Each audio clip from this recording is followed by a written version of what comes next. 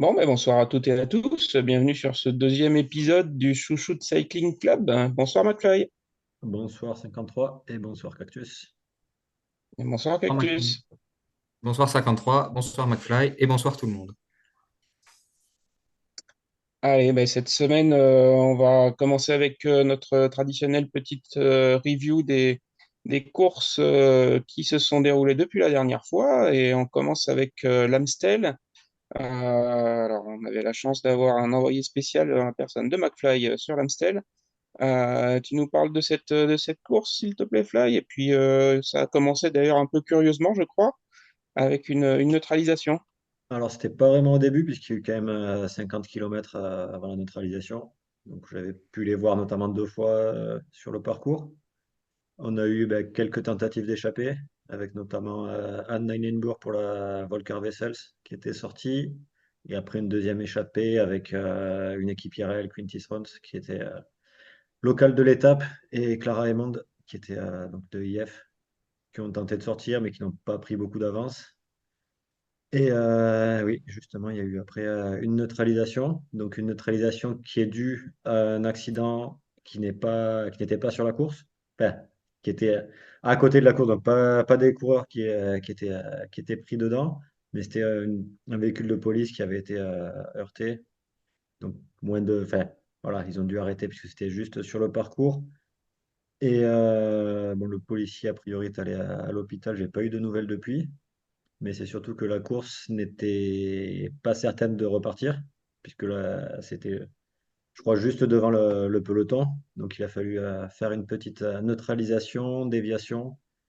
Et donc, toute la course est repartie ensuite directement en direction du circuit final. Et le circuit final qui, au lieu d'être fait quatre fois, a été fait seulement trois fois, pour que l'arrivée puisse avoir lieu en même temps que ce qui était prévu.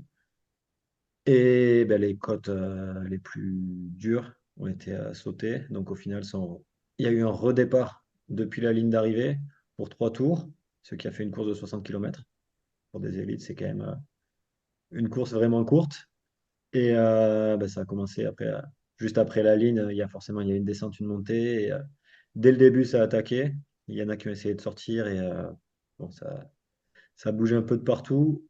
Et donc sur ces trois tours, si je sur le premier tour, il n'y a pas eu il y a rien qui est sorti, enfin, qui a réussi à prendre vraiment du champ. Et dans le deuxième tour, il y a eu un petit trio qui a réussi à sortir. Trio composé de Ricarda Vorenfeld, de Yara Castellain et de Eva Van Aert, qui ont réussi à prendre un peu plus d'une minute, je crois une minute 20 au max, et qui ont réussi à tenir jusqu'au dernier tour, et qui ont été repris juste sur la fin, juste au pied du Coberg. Et au final, c'est un peloton réduit qui a tapé. Oui, peloton réduit d'une vingtaine de coureuses qui s'est joué la victoire au sprint, avec notamment Lorena Vibes, qui aurait pu être favorite, qui lève les bras et qui se fait passer sur la ligne par Marianne Vos. Donc Marianne Vos qui va gagner sa deuxième Amstel. Et Lorena Vibes, très déçue forcément d'avoir levé les bras trop tôt. En plus, c'est une course qui lui tient à cœur, puisque c'est près de chez elle. Donc voilà, vraiment déçu, une erreur qui arrive une fois, mais voilà, j'espère pour elle que ça n'arrivera plus. On a l'impression que c'est des erreurs qui arrivent quand même de plus en plus fréquemment. Enfin, moi, j'ai l'impression d'en voir de plus en plus. Alors, je suis plus âgé que vous, mais je sais pas, est-ce qu'il y a il faudra qu'on fasse un sujet peut-être là-dessus un jour, que ce soit chez les hommes ou chez les femmes. C'est vrai qu'il y a de plus en plus de sauts sur la ligne, en tout cas de célébrations un petit peu trop tôt, et du coup, derrière, des opportunités pour ceux qui reviennent de l'arrière. Ouais, peut-être un excès de confiance et ouais, Après, il disait que c'était vent dans la figure, vent dans la gueule, là, au niveau de l'arrivée, non? oui. Donc ouais, C'est ça aussi peut. des conditions propices, quoi. Ouais, après, Lorena a vraiment regardé sur la droite, où elle a vu qu'il y avait personne, et Marianne Vos arrivait sur le côté gauche. Donc, ouais, elle pensait avoir fermé la porte côté gauche et être en sécurité sur la droite, mais malheureusement non. Bon, joli podium de d'Ingvild Gasquet aussi, la Live, hein. Aussi, ouais. Bah, Profite des c'est... circonstances de course, sûrement un petit peu, mais tant mieux pour elle. Ouais, oui, oui, tant mieux pour elle. Après, je crois que c'est la première fois qu'une Norvégienne a fait un podium en World Tour. Ça, sûrement. Et ouais, sur des courses de ce niveau-là. Donc, ouais, très bien pour elle. On va voir si elle peut confirmer sur d'autres courses. Ouais, au niveau des Françaises, qu'est-ce que ça donne derrière? Au niveau des Françaises, alors il y avait Juliette qui était là, mais qui travaillait pour son équipière Périphère Georgie qui fait 4. Juliette doit faire dans le top 15, quelque chose par là. J'ai pas le résultat sous les yeux, mais ça doit faire quelque chose comme ça. Et après, il y avait qui d'autre? Bonne question. Là, je regarde sur First Cycling. Léa Curinier, 13 pour FDJ 13, ouais. et Juliette, 19 pour le groupe qui s'est joué la gagne. Après, la troisième, c'est Julie Bégaud, 50e à 46 secondes. Ok, qui est quand même aussi peut-être un bon résultat quand même pour Julie, qui est quand même Mm. encore très jeune et fait vraiment ses premières courses élites.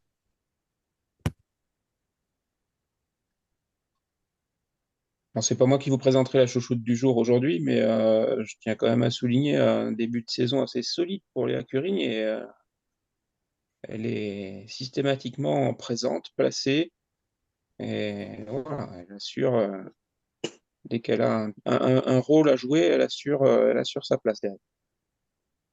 De bon augure pour les prochaines échéances. On Est-ce va qu'elle voir, ira on bien va voir. et claquer une belle course, une belle étape, une course par étape? On lui souhaite. Pourquoi pas? Pourquoi pas? Autre chose à rajouter, Cactus, peut-être sur les résultats, Sur l'Amstel, pas grand-chose, non. On n'a pas beaucoup suivi d'un autre côté comme on était sur place, mais ailleurs. On n'était pas forcément aussi disponible qu'on pouvait l'être en temps normal pour suivre la course. Quand on est sur place sur une course, c'est toujours différent. Et oui, pouvoir en suivre deux en même temps, c'est compliqué. Mm. Et ça, déjà, quand on est sur place sur une course, c'est pas toujours simple de suivre la course en question, Oui, alors quand c'est une autre, c'est ça. allez, ben on passe à la course suivante. Donc, c'était le Grand Prix féminin de Chambéry, où nous étions tous les deux avec Cactus. Voilà, si vous étiez là aussi, tout comme on repère bien McFly sur les courses où il se trouve, vous avez certainement aperçu notre ami Cactus dans son beau costume, tout de vert vêtu. Nous, on a eu la chance d'assister à une course sans interruption. Euh, Deux tours d'un petit circuit pour commencer, puis cinq tours du plus grand circuit ponctué de trois bosses, on va dire, hein. Euh, Il y a eu une chute, a priori, dans le deuxième des deux petits tours du départ, chute que l'on n'a pas vue, mais dont on a entendu parler à l'arrivée, euh, qui a contribué à faire exploser une première fois le peloton. Euh, ça s'est très vite éparpillé, avec quand même un groupe principal qui est resté devant une bonne partie de la course. Une première échappée à la personne de Fernand Yapura de Komugi, qui est sorti assez rapidement et qui a tenu tête à ce peloton des favorites pendant deux tours et demi, avec jusqu'à 1 minute 30, 1 minute 40 d'avance. Elle a été rejointe dans l'avant-dernier tour par Loré de Shepherd d'AG Insurance, donc rejointe dans un premier temps, puis lâchée par Loré de Shepherd, qui a su maintenir une avance suffisante sur le peloton des favorites derrière, et ce jusqu'à l'arrivée, alors que ni Cactus ni moi ne donnions cher de sa peau dans le dernier tour. Elle a gratté 20-22 secondes dans les montées, là où ça accélérait sur le peloton derrière, et elle reprenait du temps dans les descentes, ce qui lui permet d'arriver seule en tête et en devançant d'une grosse quinzaine de secondes un groupe de trois réglé par Evita Music devant Erika Magnaldi. donc Evita Music et Camagnaldi, qui inversent leur place de l'an dernier sur ce même Grand Prix féminin de Chambéry. Donc voilà un petit peu le résumé de la course. Euh, une grosse surprise, hein, le raid de Shepherd. Peut-être que tu la connais, Fly, de Je ton l'ai côté. vu un petit peu ouais, déjà sur plusieurs courses et non, c'est vrai elle a fait de bons résultats. Il me semble qu'elle avait déjà fait, je l'avais déjà vu sur un podium, sur une course, mais après, ouais, elle est encore jeune, hein, je crois que c'est l'une de ses premières courses élites. Et non, Oui, Voilà, c'est une c'est sa très jeune coureur, hein. ouais, bah, première année espoir. Et justement, l'année dernière, elle avait gagné la course ouverte aux amateurs du Grand Prix de Chambéry. Donc, elle a gagné l'an dernier, elle regagne cette année. Ça n'a pas dû se voir souvent. ouais. Non, après, chez les jeunes, ouais, elle a fait des bons résultats. Donc, c'est une confirmation de ce qu'elle a fait chez les jeunes. Et voilà, à voir dans les prochaines années. Je pense qu'elle va continuer sur une telle progression. Et puis, oui, donner de très bons résultats. C'est une fille à suivre. Voilà, elle a profité aussi de circonstances, des circonstances de course, hein. Il y a certainement eu un peu de marquage à l'arrière. Ouais. Cédrine Kerbal décrivait bien à l'arrivée comment ça se passait. C'est que bah, ça roulait à bloc dans les montées, mais ça se regardait ensuite. Contrairement à une course World Tour où c'est toujours en prise, d'après ce qu'elle décrivait. Ça a permis à Laure de Shepherd de conserver l'avance nécessaire pour remporter la victoire. Est-ce qu'il y avait peut-être aussi le manque d'une équipe leader qui aurait pu assurer, comme on a sur les courses World Tour avec la SD Works qui est là et qui joue toujours le coup. Alors, il y avait quand même la FDJ, hein, qui Ouais, était justement l'équipe favorite au départ, hein, faut être honnête, même s'il y avait des individualités dans d'autres équipes qui auraient pu leur contester la victoire. Mais c'est vrai que bah, la FDJ s'est très vite retrouvée avec seulement trois coureurs dans le peloton principal. Je pense que ça a nuit un petit peu à la poursuite, même s'il y a bah, la Cératizite, hein, par exemple, a aussi pris la course en main par moment avec Nina Berton pour emmener le peloton. Mais tout ça n'a pas suffi à revenir sur l'échappée.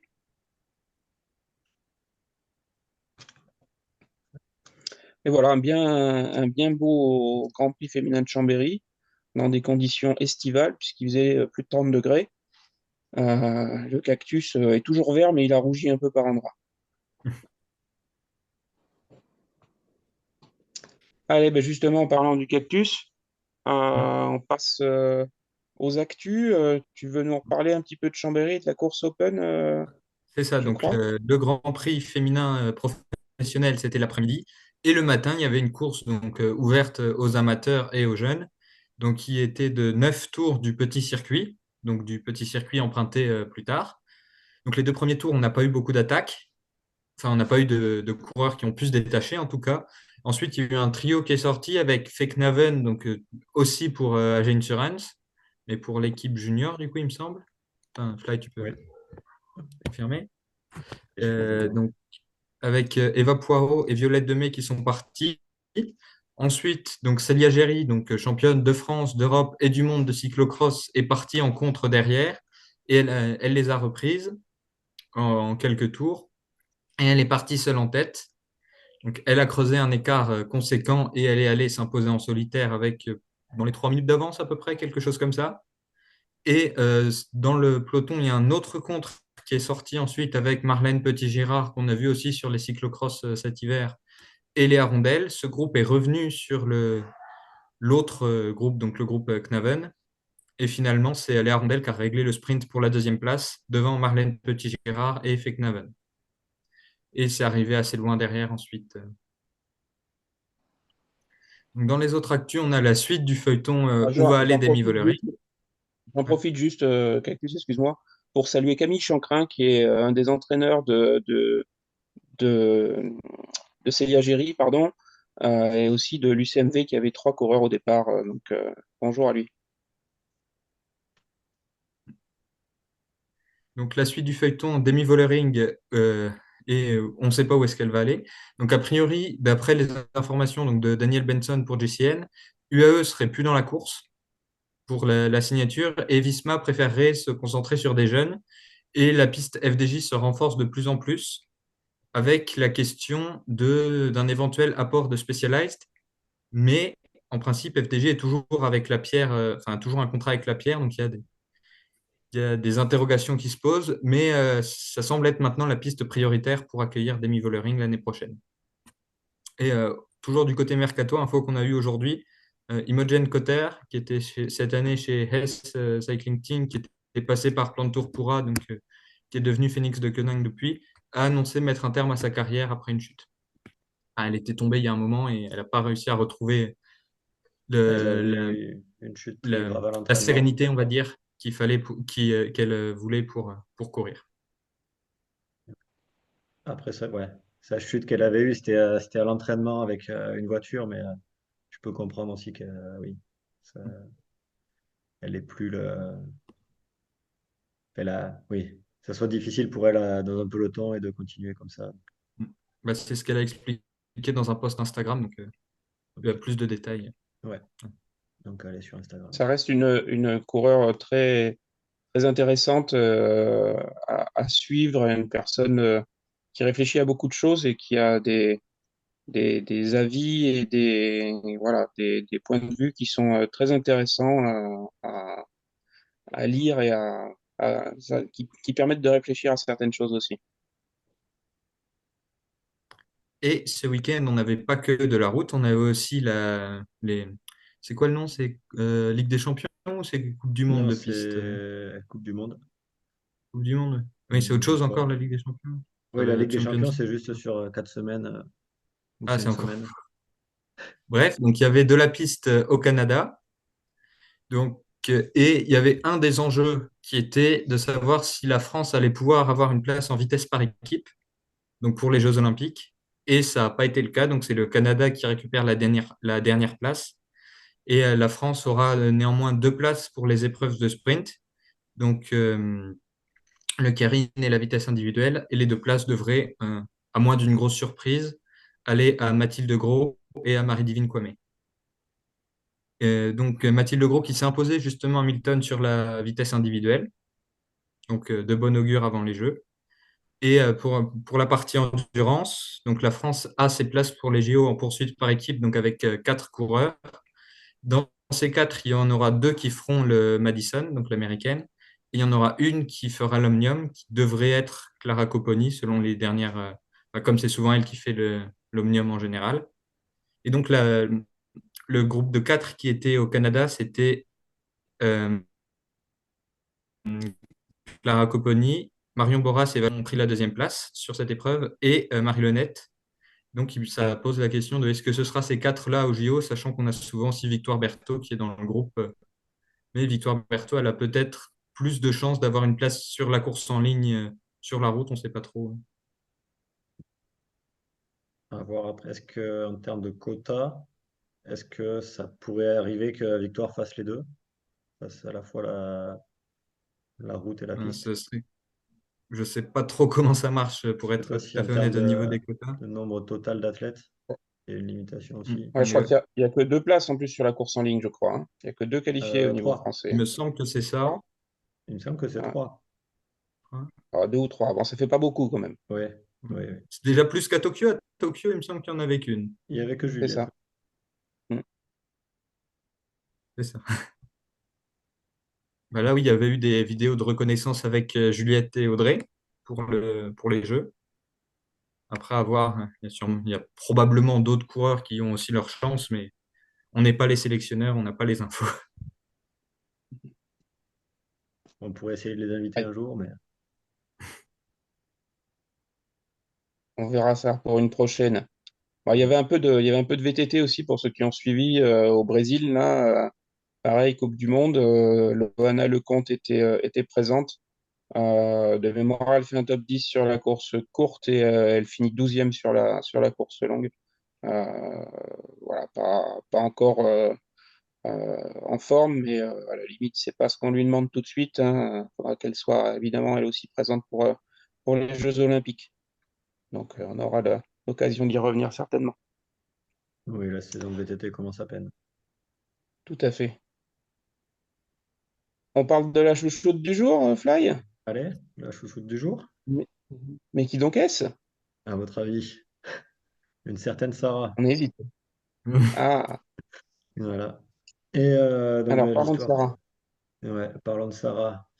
Alors comment ça a commencé avec Sarah? Eh ben, c'est tout simplement, on va dire, c'est sur Twitter que ça a commencé, où elle était un petit peu active sur les réseaux. Et voilà, je l'avais découverte par là. Et là où ça a vraiment commencé, c'était une veille d'Amstel. Donc c'était en 2021, où l'Amstel était à huis clos, puisque c'était l'année juste après le Covid. Et bah, cette année-là, enfin, c'est la course qui est à côté de chez moi, donc j'avais quand même décidé d'y aller. Et la veille, j'avais assisté dans le Coberg à la Reco. Et c'est là vraiment que je l'ai vue pour la première fois. Enfin, pas vraiment la première fois, mais où elle est passée plusieurs fois à la Reco. Et en passant, elle est passée en souriant, en me faisant un grand coucou. Donc c'est là que j'ai vraiment commencé à la suivre un peu plus. Alors malheureusement, sur l'Amstel, elle a chuté et elle s'est blessée. Ce qui a fait que sur les courses suivantes, eh ben, elle était plus là. Et donc, elle a commencé à ne plus venir sur les courses. Évidemment, à cause de blessures. Donc, moi, je ne la voyais pas. Et quelques courses plus tard, donc c'était l'une des courses qu'elle a refait cette saison-là en 2021. Elle a pu participer aux Jeux Olympiques qui étaient à Tokyo.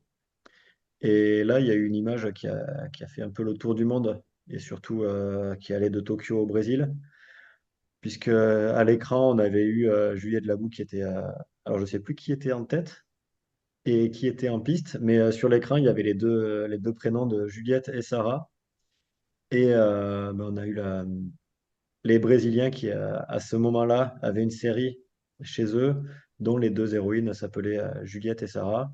Et donc les Brésiliens ont commencé à devenir fou de ce duo. Et c'est vrai que bon, j'apprécie déjà Juliette. Et le fait d'avoir Sarah, ça fait un petit peu augmenter oui, T'as la- réveillé tes gènes brésiliens. voilà.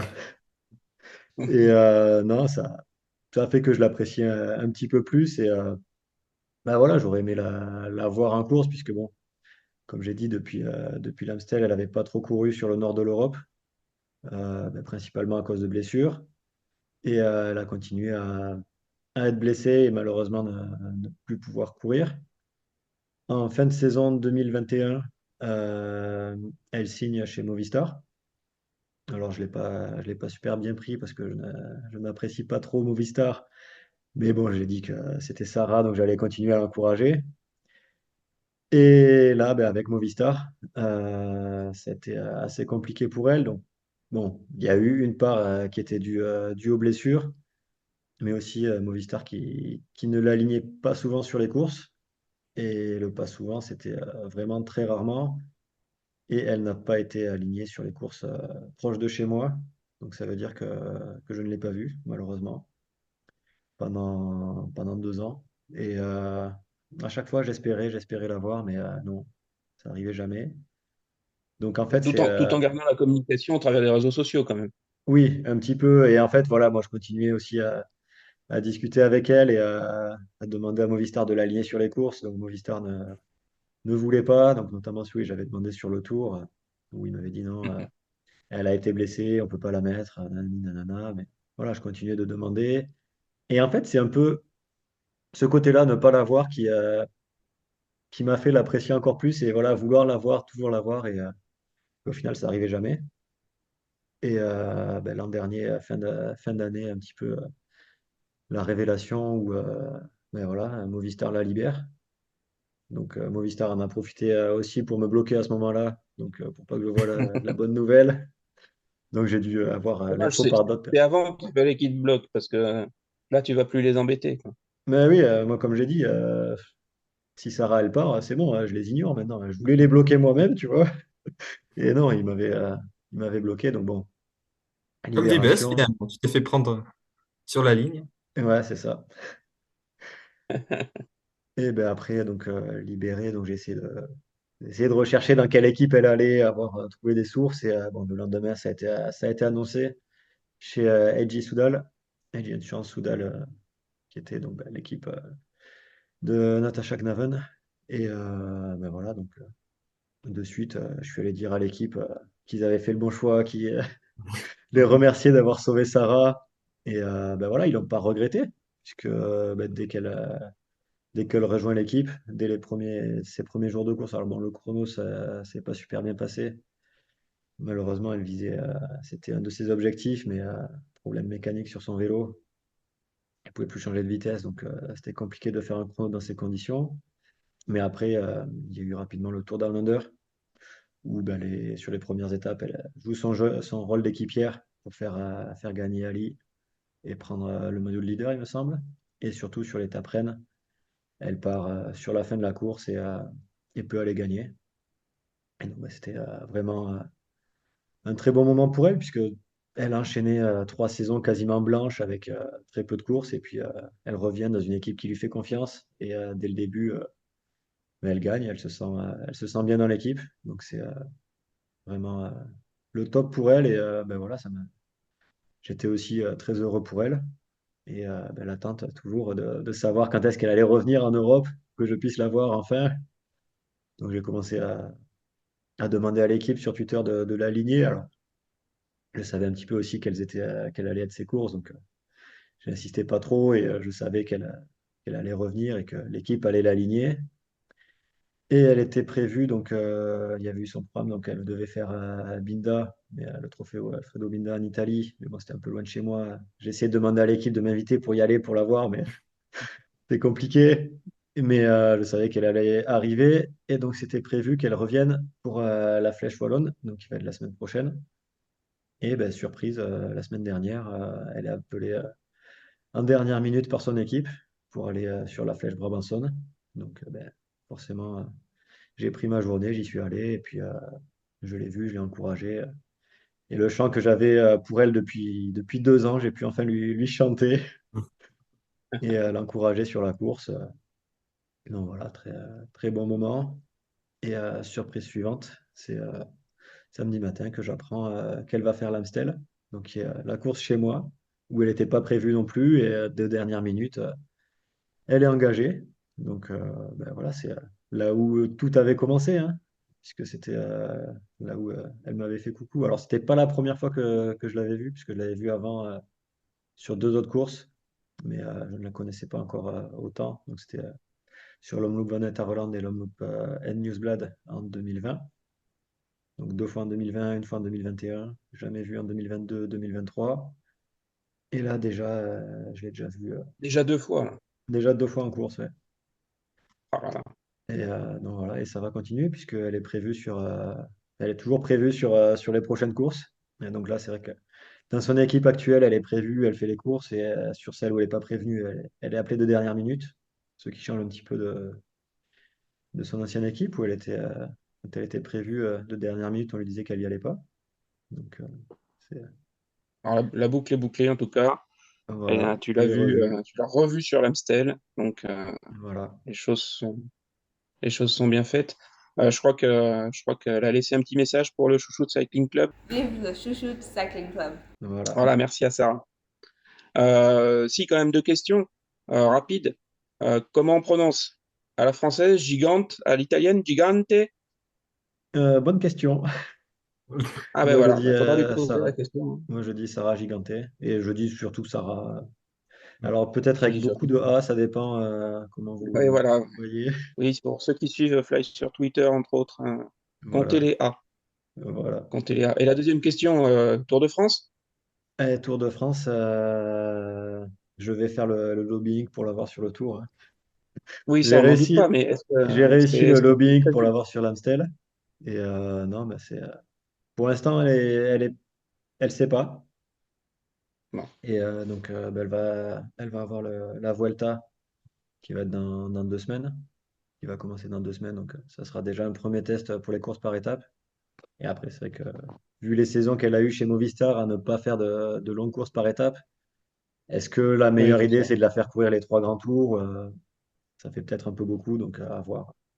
Qu'est-ce qui sera le mieux Elle tout pour à vise eux? les fait. jeux ou pas?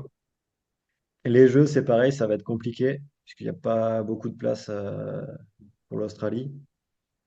Et elle aurait aimé faire le chrono, mais malheureusement, avec le problème mécanique qu'elle a eu en début d'année, ça compromet un petit peu l'histoire.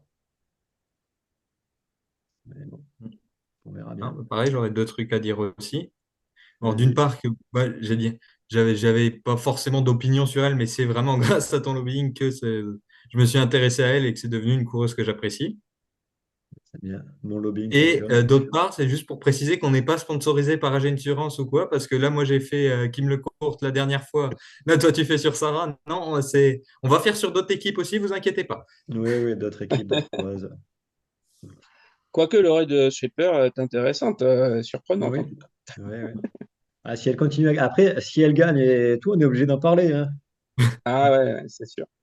Donc on continue avec la preview sur la flèche wallonne. Fly, tu veux nous parler du parcours de la flèche? Ouais, alors le parcours de la flèche, de toute façon, ça sera un peu comme les années précédentes avec l'arrivée au mur de Huy, qui est vraiment la partie décisive. Alors en revanche, cette année, il y aura moins de boucles. Donc elles feront deux fois la boucle finale, qui est la boucle qui emprunte le mur de Huy, donc seulement deux montées du mur de Huy. Et la boucle sera aussi raccourcie, c'est-à-dire qu'au lieu d'avoir trois montées, il n'y aura plus que deux montées. Donc c'est la côte des Refs et le mur de Huy, qui seront empruntés deux fois chacune. Et sur le reste du parcours, il y aura quelques bosses. Donc si je regarde bien, la première sera après 6,5 km. Donc c'est normalement là où je serai pour le premier passage pour les encourager. Et après, on a un petit enchaînement de quelques bosses, mais qui sont plus ou moins difficiles. Donc la deuxième est à 8% après 35 km. Et après, non, ça va être vraiment les plus durs seront sur le retour vers Huy, avec le mur de Huy. Et donc ce mur de Huy qui est à 1,3 km à 9,5%, donc qui est vraiment pour puncheuse. Et c'est là où les précédentes années, la décision avait été faite, où vraiment c'est un groupe réduit qui arrive au pied du mur de Huy. Et voilà, les meilleurs partent devant, et puis la meilleure gagne en général. Est-ce qu'on peut envisager une échappée contrôlée par le peloton ou ça va rester en paquet Alors, sur l'année dernière, il y avait eu une échappée qui était partie au début, euh, avec, il me semble, la championne de Chypre qui était dedans. Mais je crois qu'il n'y a pas eu énormément d'avance sur cette échappée. Et après, non, il y avait eu quelques cassures, donc des petits groupes un peu partout, comme on peut voir. Voilà, après, c'est forcément sur des courses comme ça, où ben, dans les montées, forcément, il y a des différences qui sont faites. Et voilà, les meilleurs restent devant, et puis derrière, elles survivent comme elles peuvent. Donc voilà. Par contre, une différence aussi notable, ça sera l'horaire de la course. Puisque cette année, les femmes auront la course après la course homme, au lieu de l'avoir le matin au départ, avec le départ à 8 heures du matin et très tôt? l'arrivée Hmm. à midi. Donc là, l'arrivée prévue est autour de 17 heures, entre 17 heures et 17h30, je crois. Donc c'est parfait pour ceux qui sortent de l'école ou du travail, pour pouvoir voir la course en rentrant chez eux. Voilà, à suivre Pareil pour sur Liège. les hein. Pardon? C'est ce qui est prévu pour Liège aussi, il me semble que la course C'est ce qui est féminine arrive prévu après. pour Liège, ouais, c'est ça. Et Liège, l'an dernier, il y avait aussi, oui, pareil, 5 heures d'écart entre la course femme et la course homme. Donc pour ceux qui voulaient voir les deux, c'était plus compliqué, alors que là, c'est parfait. On voit la course femme, et en avant-course, on peut avoir les hommes. Avec Et souvent de aussi, très bons commentaires de Tiffaine Laurence sur Eurosport, exactement. pour ceux qui n'ont pas encore écouté. Très pertinente comme commentatrice, donc à suivre. Après, est-ce qu'elle sera, elle, sur la course? Parce que je sais que sur l'Amstel, elle n'y était pas. Donc, à voir. Qu'est-ce que ça donne au niveau de la start list, Cactus? Donc la tenante du titre, c'est Demi Vollering. qui n'a pas été exceptionnelle, on va dire, sur ses dernières performances. Elle n'est pas aussi dominante que ce à quoi on aurait pu attendre, mais elle devrait être la leader de SD Works. Il n'y a pas Kopecky, il n'y a pas d'autres cartes qui pourraient vraiment lui disputer le leadership, donc à voir. L'année dernière, c'est Liebert qui avait fait deuxième, mais qui n'a pas repris candidate, même s'il y a des outsiders. Euh, Par contre, euh, côté Lidl Trek, on a les deux Italiennes, donc Gaia Realini qui avait fait 3 et Longo Borghini qui est en forme.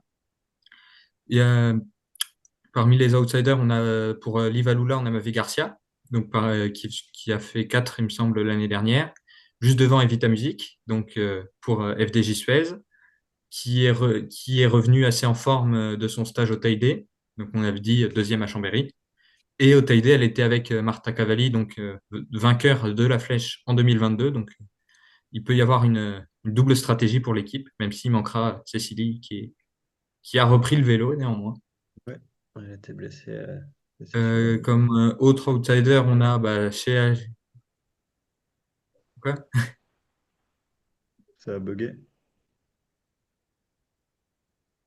Ah. Vas-y. Donc on aura Age Insurance avec Ashley Moolman et avec Sarah, donc qui peut être une outsider aussi sur le parcours. Du côté Canyon, on a vu que Nevia Doma était assez en forme. Board Find aussi s'est montré sur l'Amstel, tout comme Yara Castelline pardon, pour Phoenix de Koenig, qui peut être, pourquoi pas, intéressante sur ce profil. DSM, on a Juliette, qui a déjà fait sixième ici il y a quelques années. Donc pareil, ça peut être une bonne carte. Pour Visma the Bike, on a Rijan Marcus et on a Femborn Empel. Donc on ne connaît pas vraiment les limites, donc ça peut être un terrain qui l'intéresse aussi. Et autre qui a déjà fait top 10, il me semble, sur la flèche, c'est Anne Saint-Esteban pour Laboral Kucha, qui a fait un bon résultat aussi à Chambéry, qui a fait dans le top 10. Et côté française, je rappelle, la seule vainqueur, c'est Pauline Ferrand-Prévot en 2014, et c'est le dernier podium en date aussi. Mais donc, Evita a fait top 5 l'an dernier, donc on peut avoir des ambitions. Très bien, très bien. Ben, on y croit. Favorite, McFly? Bon, c'est pas Bon, je sais compliqué, pas hein. pourquoi on te demande en fait. Voilà, c'est Sarah, évidemment. Ah, allez, Cactus, ta favorite? Ouais, j'ai bien envie de tenter Nevia Doma, mais c'est sans grande conviction, quoi. Bah, moi, je vais jouer une carte peut-être un peu plus sûre, même si elle est peut-être un peu émoussée à force, mais Longo Borghini, vu le peps qu'elle avait et comment elle a lâché Vollering il y a une semaine, voilà, je pense que ça peut être une bonne carte aussi. On passe à Liège-Bastogne-Liège, enfin pardon, à Bastogne-Liège. Oui, Que pour les femmes, on part de Bastogne et on arrive à Liège, c'est ça, hein, je dis pas exactement. de bêtises, Fly, pour le parcours? Alors, j'ai pas revérifié, mais oui, c'est ça qui était sur les années précédentes. Alors, il y a une présentation la veille, le samedi, qui se fait à Liège. Donc, pour ceux qui habitent Liège pourront quand même en profiter un peu plus. Et après, non, c'est un peu comme pour la flèche, où on va vraiment avoir les difficultés qui font les différences sur la fin du parcours, avec notamment la côte de la Redoute et la côte de la Roche au Faucon, qui sont vraiment les deux difficultés principales de la course. Et là où, clairement, moi, je recommande de s'installer. C'est normalement là où je serai dans la Roche au Faucon, à Il y confirmer. a plusieurs passages hein, là aussi, hein. Non. Ah non, non. Non, il n'y a qu'un seul passage? Ouais, pour Ah oui, non, c'est Liège-Bastogne. Pour Bastogne-Liège, c'est vraiment. Elles partent de Bastogne et elles arrivent à Liège. Et direct, c'est c'est vrai que direct. c'est un Ouais. un peu aussi ce qui est dommage avec cette course-là, où vraiment, si on veut y aller, on les voit qu'une seule fois.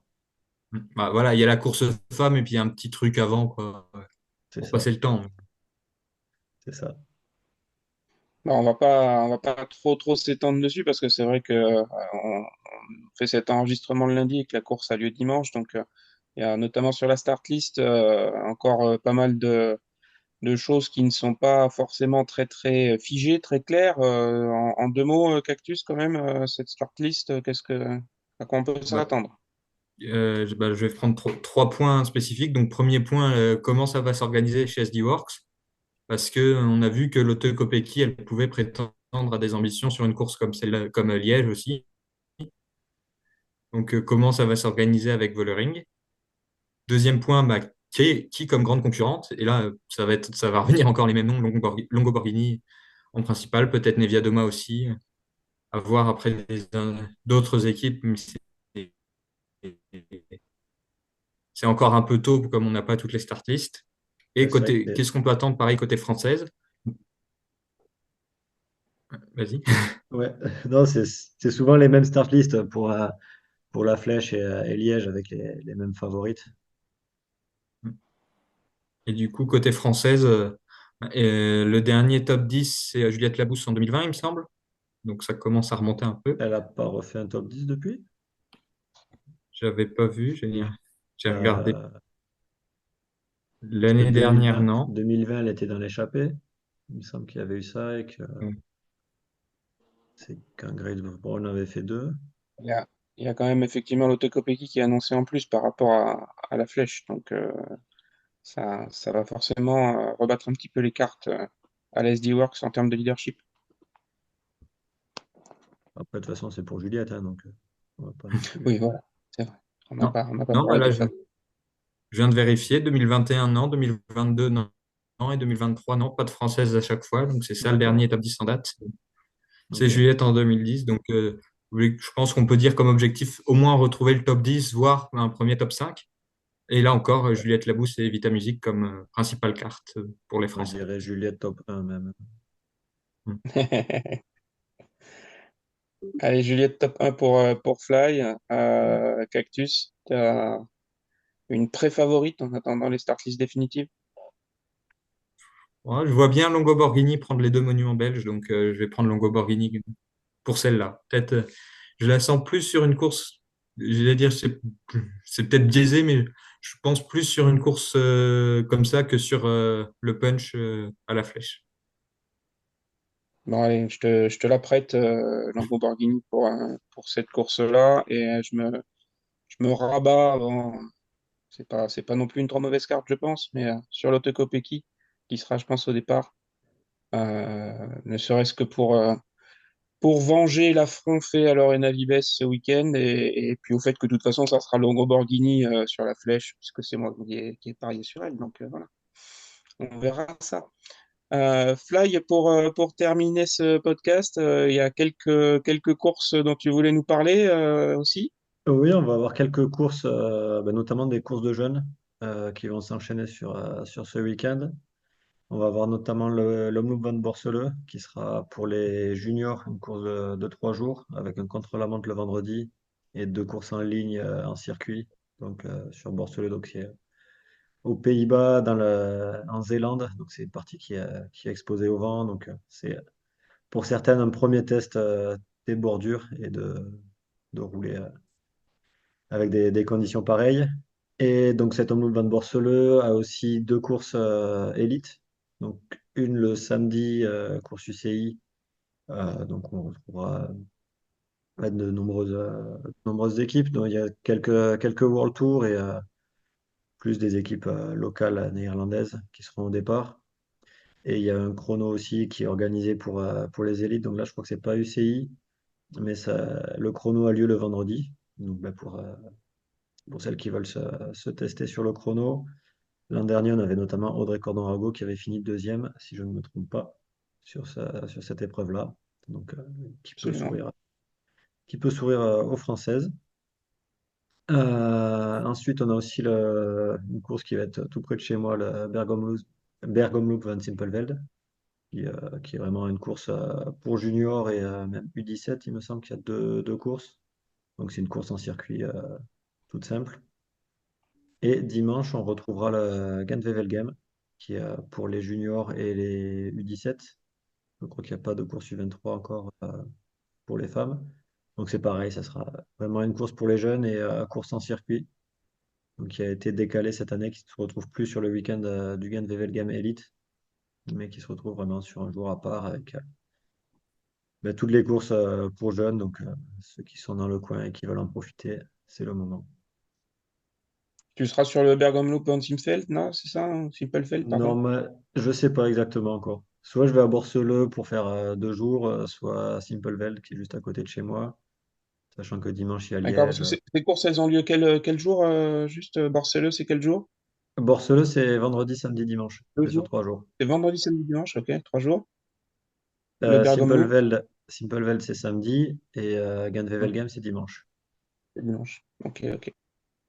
Donc il y a quelques chouchoutes qui seront sur chacune des courses. Bon, ben voilà. Vous savez ce qu'il vous reste à faire si vous voulez croiser McFly dans la semaine ou le week-end prochain. Voilà, faut venir en Belgique et aux Pays-Bas. C'est toujours plus simple. Allez, bah, écoutez, je pense qu'on a fait un petit peu le tour de l'actualité. Merci à tous les deux. Passez une belle fin de soirée. Et puis on se dit au troisième épisode de notre Chouchoute Cycling Ah, Club. à la prochaine. Bonsoir à tous. À la Salut, prochaine. à la prochaine. Ciao.